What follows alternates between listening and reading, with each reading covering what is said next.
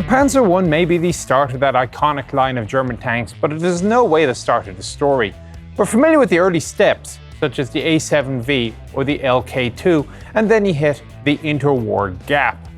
Now, during this period of time, a number of vehicles were played with, but the one most relevant to this story is the Kleintractor, the little tractor.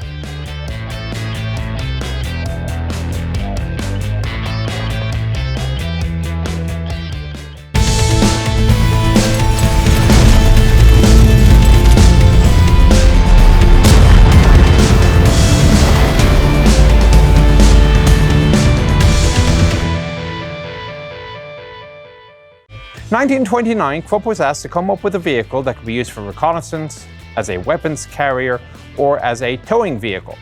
It was decided that you could save a whole lot of time and effort by simply going to Cardin Lloyd and purchasing one of their tractors. So, through a German front company, they purchased 3 of them from Vickers, arriving in 1932. Now, this is not to say that the suspension on the Kleintractor was a direct copy of that of the Cardin Lloyd, but there was a lot of influence. For steering, they looked to the Cleveland Tractor Company, Cletrac. Being as they were officially not combat vehicles of the Army, they were painted overall a single color grey, which was the standard color scheme for non-combat vehicles of the Army of the time.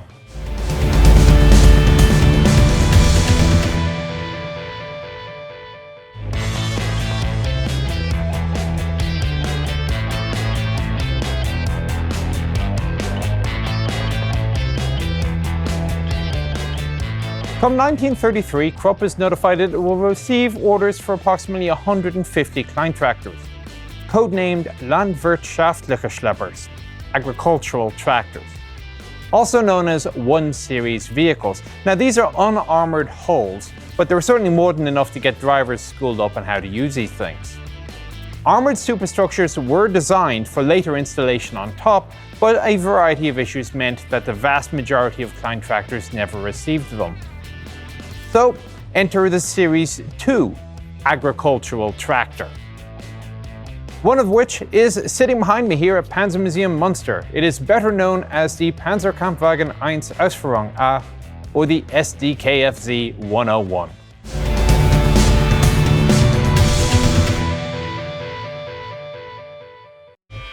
Although the Panzer I looked a lot like the 1 Series vehicles, pretty much every component was changed. The structure is of 3 components. You have the lower hull, you have the superstructure, and you have the turret. The armour is 8mm at 70 down here, goes up to 13 in the upper hull, and as much as 15mm up on the turret front.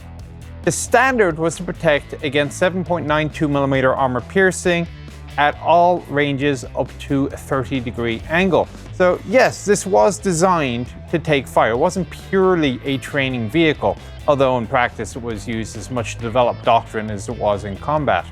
But hey, both work. If you look at the components, we'll start off on the near side here. The Pioneer tools are found on both fenders. 3-ton jack is located on the right, and you go forward a little bit, you get the horn by Bosch. Centrally mounted headlight, and the 2 towing points could not be mounted any lower because it was deemed that they would simply dig into the dirt. Front and center, you're going to see the access port for the steering system. Now, in early vehicles, this was 60 centimeters wide, but somewhere around the end of the 3 Series production, it was enlarged to 75 centimeters, and it stayed that way through Series 4 and later.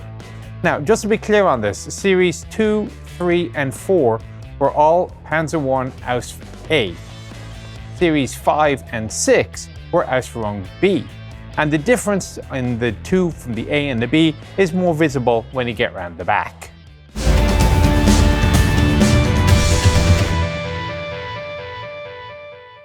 The side of the vehicle shows off at the front of the sprocket wheel. Now, there was originally a brief dalliance with the concept of a rear sprocket drive, but of course, as you can see, they decided not to go with that. The suspension gets a tad complicated. For starters, there are 3 axles, which are basically rods which go the width of the vehicle. On axle number 1 is road wheel number 1. Now, normally this will be different to all the other road wheels. It's made of aluminum, and it had the reinforcing rib on the inside of the wheel. Now, the later wheels originally didn't have this reinforcing rib, but it looks like they mounted it on this particular vehicle. It is mounted on a forward swinging arm. On the axle here, it has got a coil spring and a hydraulic shock absorber. The whole system mounts with bolts in 3 places on top of the coils, behind the shock absorber, and then of course the main unit. On axle number 2 can be found road wheels 2 and 3 on a bogie. Mounted on the axle here, bracket comes forward and places road wheel 2, also made of silicone, except normally without the reinforcing rib.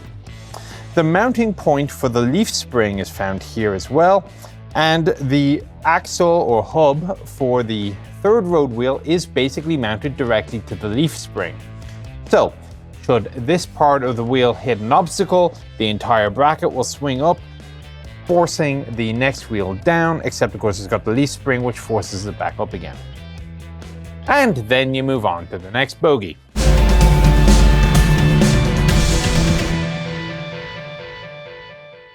And so we come to axle number 3.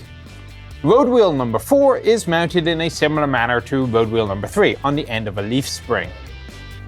Coming further back though, you're going to get the steel trailing idler, which is of course much bigger than the other vehicles and is the position point for your track tension system. In this case, simple enough old-fashioned screw.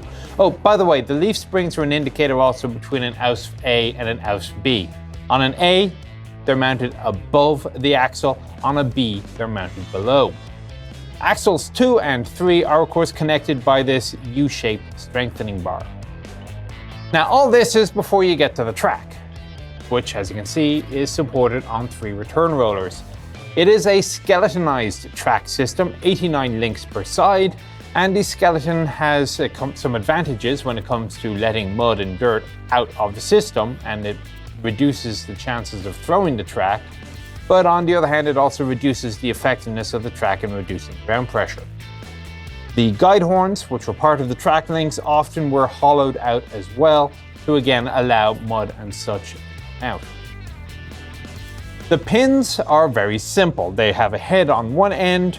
When you punch them through, they're simply held in place by this little cross pin, which is then hammered into a little S bend to keep it in place.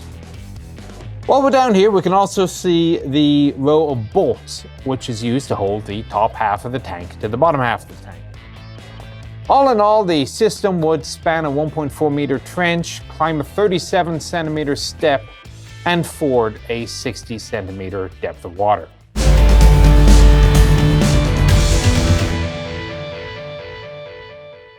As we move to the upper superstructure, first thing I'll note is that the fenders have anti-slip shaping to them. Good call. The tanker bar design still hasn't changed across the countries in the decades, and the stowage point for the antenna, which of course will pivot down and back. This reinforcing strip was added at some point later on in the vehicle's life. Not all of the vehicles did receive this strip, but the vast majority did. Finally, the viewing port at the back here indicates that this is one of the first 300 Panzer I's manufactured. Later ones didn't have it.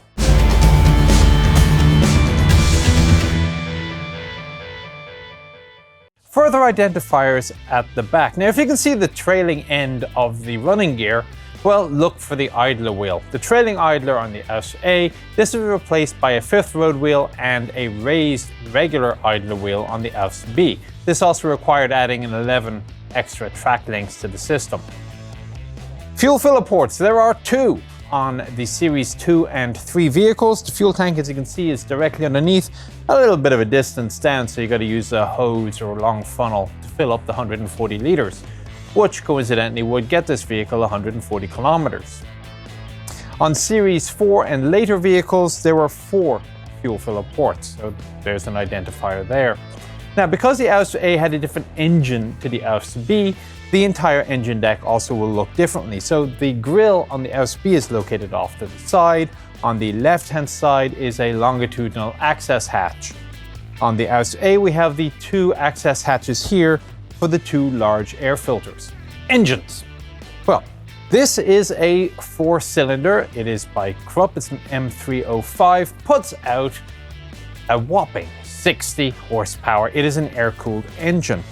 Now you'll see us mounted transversely across the vehicle as opposed to longitudinally in the original tractors from Carden Loyd, and the reason this was done was to leave room for the turret. Now there was during the engine selection process some debate in between whether or not they wanted a diesel engine or a petrol engine.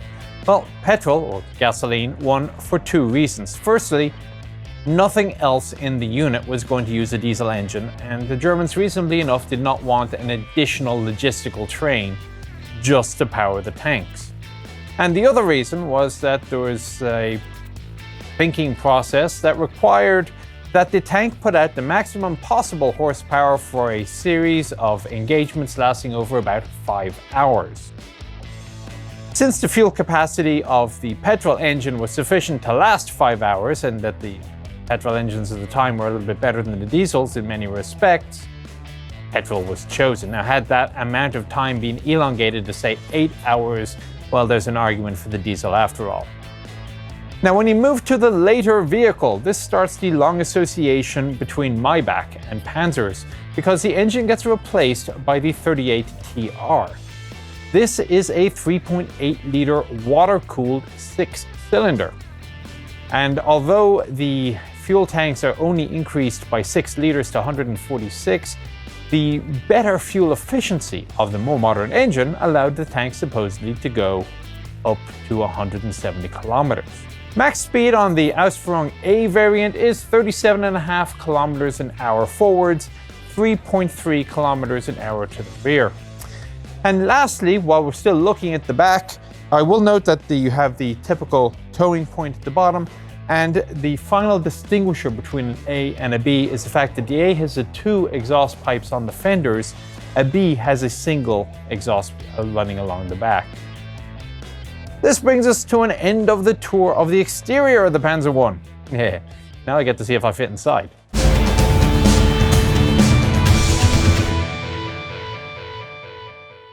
Greetings, lads and lasses. Alright, for those of you that haven't yet figured it out, Inside the Chieftain's Hatch was conceived as an advertising mechanism for World of Tanks, the game. And, well, it's about time to verify whether or not this is actually working for the bean counters. So, I know a lot of you don't yet play the game. Well, here's the thing, it's free to play. And if you look in the text description down underneath the video here, you're going to see some instructions on how to access the game and attribute the game to these videos. And as I say, it's free, so give it a go, download it, look at the vehicles in the garage, hit the tech tree and preview, play a few games. If you don't like it, uninstall, no harm done, hasn't cost you a dime.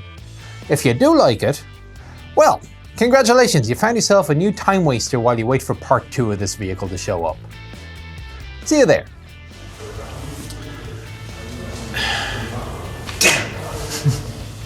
37.5, 3.3. That's all I have to do. Okay. 2. Looking at